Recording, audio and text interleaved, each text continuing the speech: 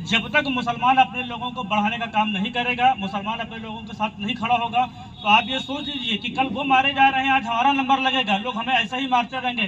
कभी मस्जिद को लेकर, कभी मस्जिद पर निशाना किया जा रहा है, कभी मज़ारों को लेकर किया जा रहा है। तो इस तरीके से, जिस तरीके से हम लोगों को परेशान किया जा रहा है हिंदुस्तान में, अगर हम लोग ओवैसी साहब की पार्टी को मजबूत नहीं करेंगे तो आने वाले कल में हमारा वजूद खत्म हो जाएगा। अगर हम लोग अपने वजूद को बचाना चाहते हैं, हम लोग अपने वजूद की लड़ाई लड़ना चाहते हैं, तो हमको हमारा एक भाई जो कि बैरिस्टर असदुद्दीन ओवैसी बहुत बड़ा लीडर हिंदुस्तान में है। आप देख रहे होंगे कि 2019 के चुनाव में हिंदुस्तान की सबसे बड़ी पार्टी भाजपा के सारे लीडर हैदराबाद में लग गए, लेकिन उस लीडर को हरा नहीं पाए। पूरी दुनिया उस लीडर को लोहा मानती है, लेकिन कोई अगर लोहा नहीं मान रहा है तो हमारा अपना मुस्लिम लोहा नहीं मान रहा है। कोई भी अगर लोहा नहीं मानता है हमारे उस लीडर की। अभी हम लखनऊ में कहीं किसी प्रोग्राम में बैठे हुए थे, तो हमने वहाँ देखा कि कुछ जज ओवैसी साहब के बारे में बात कर रहे थे। उन्होंने कहा कि यार, ओवैसी को हम देख के दंग हो जाते हैं कि जो भी लोग उससे सवाल करते हैं उसका वो जवाब जो देता है, हमारे कान खड़े हो जाते हैं। तो आप अपने उस लीडर के बारे में नहीं जान रहे हैं कि आपका लीडर किस लेवल का लीडर है। और इस युग में जब डिजिटल युग चल रहा है, जहाँ पे बहुत कम दिनों में लोगों की शोहरत होती है और बहुत कम दिनों लोगों की बदनामी हो जाती है, उस जगह पर जहाँ पर मुसलमानों के खिलाफ बहुत बड़ी साजिश हो रही, वहाँ आपका लीडर ओवैसी, जहाँ पर नियम और कानून बनते हैं, पार्लियामेंट में आपके हक की बात करता है, वो आपकी बात करता है, वो आपके लिए लड़ता है। लेकिन हिंदुस्तान में जो भी आप समझ, जिस राज्य से, जिस सूबे से हम लोग आते हैं, वो उत्तर प्रदेश में जब भी जितनी तेजी से ओवैसी की पार्टी भागेगी, उतना ही तेजी से नुकसान सपा और बसपा का होगा। और सपा और बसपा के जो मुस्लिम लीडर हैं, जो सपा और बसपा के जो मुस्लिम दलाली कर रहे हैं, वो सिर्फ और सिर्फ ओवैसी साहब को वोट कटवा करके आप बदनाम करने की कोशिश करते हैं। सिर्फ वही लोग, जो जान रहे हैं कि हमारी दुकानें खतरे में हैं, अगर ओवैसी की पार्टी बढ़ जाती है तो हमारी दुकानें खतरे में हो जाएंगी और हमारी नेतागिरी खत्म हो जाएगी। जो हम आज बिरयानी खा रहे हैं, आज हम जिस तरीके से उनसे पैसा हट रहे हैं, वो हमारा खत्म हो जाएगा।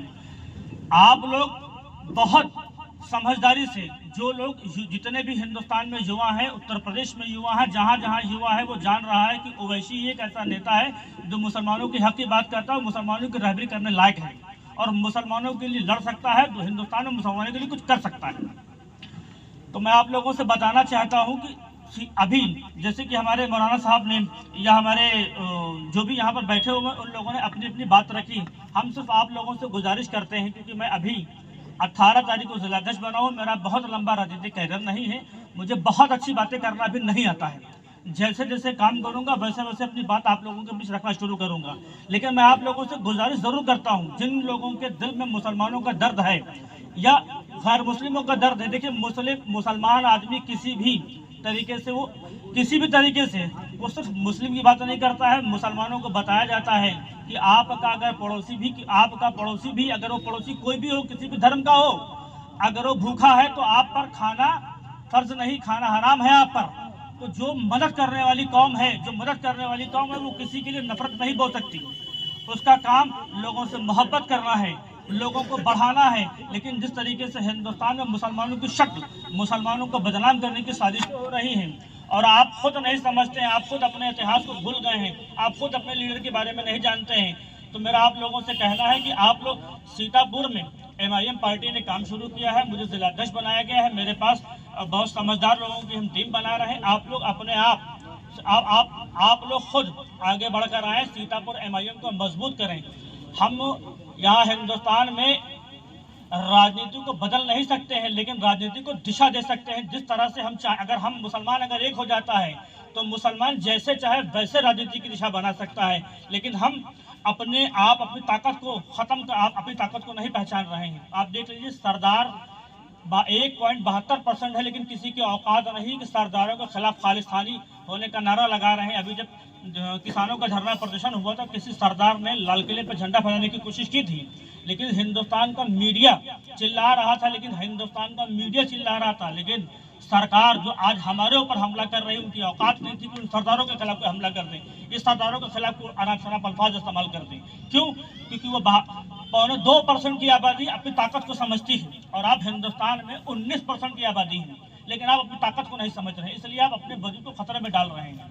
अगर हम 19 के 19% सिर्फ मुसलमान हो जाएं, सिर्फ मुसलमान हो जाएं, अभी आप जब चुनाव, देखिए चुनाव जब आता है तब आप बिरादरी में बढ़ जाते हैं, तो आपके छोटे छोटे जो टुकड़े हो जाते हैं, उसी से हमारी कमजोरी पैदा होती है। हम ऐसे तो कहते हैं कि हम मुसलमान हैं, ऐसे बताते हैं कि 19% मुसलमानों की आबादी है, लेकिन चुनाव पर मुसलमान 1%, 2%, 3% में आता है। चुनाव के टाइम पर भी आपको सिर्फ और सिर्फ मुसलमान रहना है, हुजूर पाक सल्लल्लाहु अलैहि वसल्लम की उम्मत के लिए रहना। जैसे आप हिंदुस्तान की पूरी दुनिया का मुसलमान सिर्फ एक नबी को मानता है और एक अल्लाह को मानता है। आपको हिंदुस्तान में एक ही लीडर के पीछे चलना है और एक ही अल्लाह को मानना है और एक ही आपका नबी है। अगर आप उस तरीके पर चलते हैं तो आप हिंदुस्तान में अपनी ताकत को दिखा सकते हैं और हिंदुस्तान की राजनीति को बदल सकते हैं। जब तक आप ये नहीं समझेंगे कि हमें एक लीडर, जब तक आप किसी को लीडरशिप, हिंदुस्तान की आज़ादी, जब से हिंदुस्तान आज़ाद हुआ है, हिंदुस्तान के मुसलमानों का दुर्भाग्य है कि आज तक वो अपना लीडर नहीं पैदा कर पाए, आज तक अपना लीडर नहीं पैदा कर पाए। वक्त पर हमारे में से ही जिम्मेदार निकलते हैं। वो जिस लीडर को बताते हैं, किसी को पेट्रोल पंप मिल जाता है तो बताते हैं कि कांग्रेस को वोट करिए, किसी को कुछ हाईवे का काम मिल जाता है तो बताते हैं सपा को वोट करिए, सपा को। लेकिन आप लोगों को बहुत बारीकी से समझना होगा, फिक्रमंद होना होगा कि आप लोग ओवैसी साहब के साथ आएँ, ओवैसी साहब को पार्टी को मजबूत करें। हम सीतापुर में हम कुछ नहीं कर सकते, लेकिन सीतापुर में एक अपनी मिसाल कायम कर सकते हैं। हम अगर यहाँ अपने पार्टी के प्रत्याशी उतारेंगे तो हम अपने उस पार्टी के प्रत्याशी को अपना वोट देके कम से कम अपनी संख्या दिखा सकते हैं कि हमने अपने इस प्रत्याशी को इतना वोट दिया। अगर यही चीज़ें हम टाइम पर जब भी चुनाव आता है ये चीज़ें करते रहे तो आने वाले कल में गैर मुस्लिम भी हमारी पार्टी से टिकट लेगा, क्योंकि जब तक हम अपना वोट बैंक नहीं बना पाएंगे तब तक हम इस्तेमाल होते रहेंगे। लोग आज हमें इस्तेमाल कर रहे हैं। देख लीजिए सपा किस तरीके से, बाबा ने बताया कि अखिलेश यादव, हम आपको अखिलेश का एक किस्सा बता रहे हैं। जो यहाँ पर जो समझदार पढ़े लिखे लोग हैं, आप ग्राम सभा प्रधान पर अगर कोई मुकदमा होता है तो ग्राम सभा का सेक्रेटरी भी सेम उसी धाराओं में उसमें मुकदमा होता है, सेम धाराओं पे। अगर प्रधान पे कोई मुकदमा होगा तो प्रधान के साथ साथ सेक्रेटरी भी जाएगा। आजम खान नगर विकास मंत्री थे, तो जो धाराएं आजम खान पर बनी और जो मुकदमे आजम खान पर हुए, सेम मुकदमे आपके अखिलेश यादव पर भी होने चाहिए थे।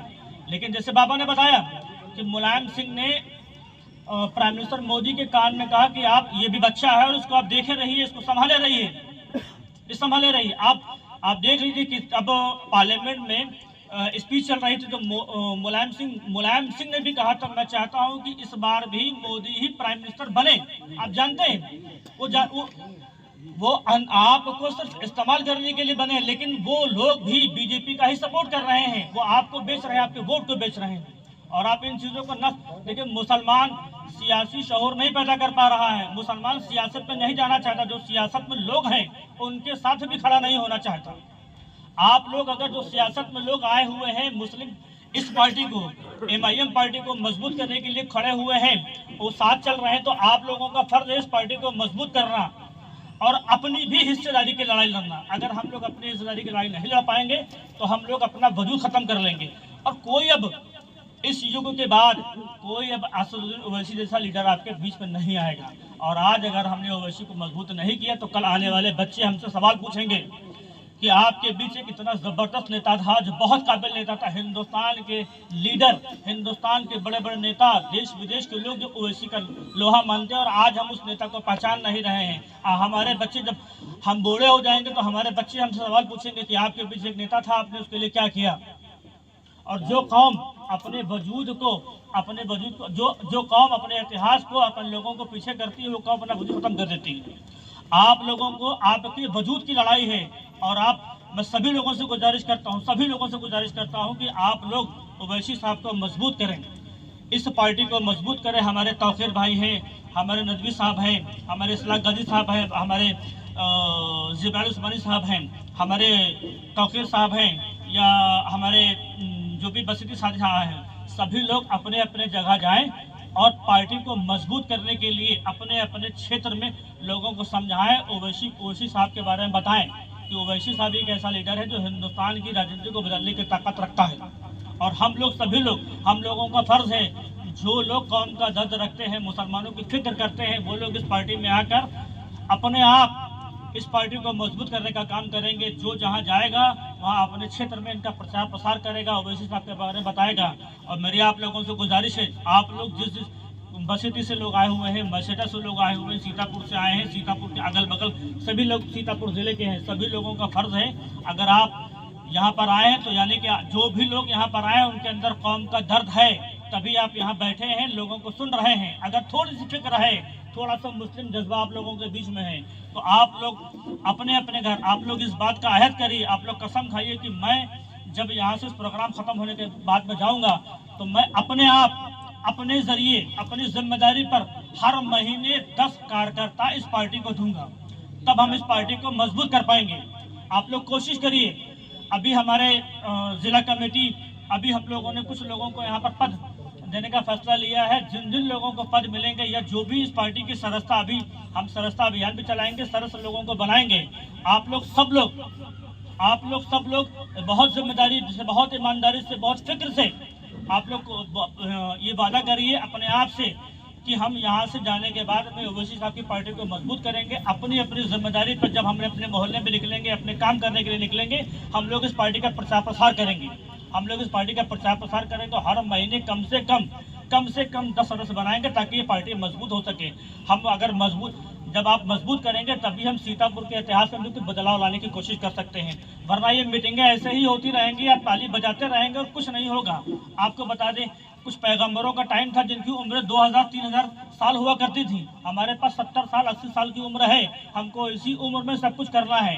हमारे पास बहुत वक्त नहीं है। अगर हम बहुत समझदार नहीं बनेंगे तो हमारा वजूद खत्म।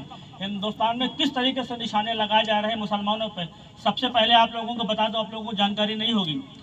हिंदुस्तान में जैसे ही कोरोना काल आया था, कोरोना काल से पहले डॉक्टर जाकिर नाइक हिंदुस्तान में एक बहुत बड़े स्कॉलर थे और वो इंग्लिश उन्होंने कुरान ट्रांसलेट की थी और हिंदी कुरान भी उन्होंने ट्रांसलेट की थी।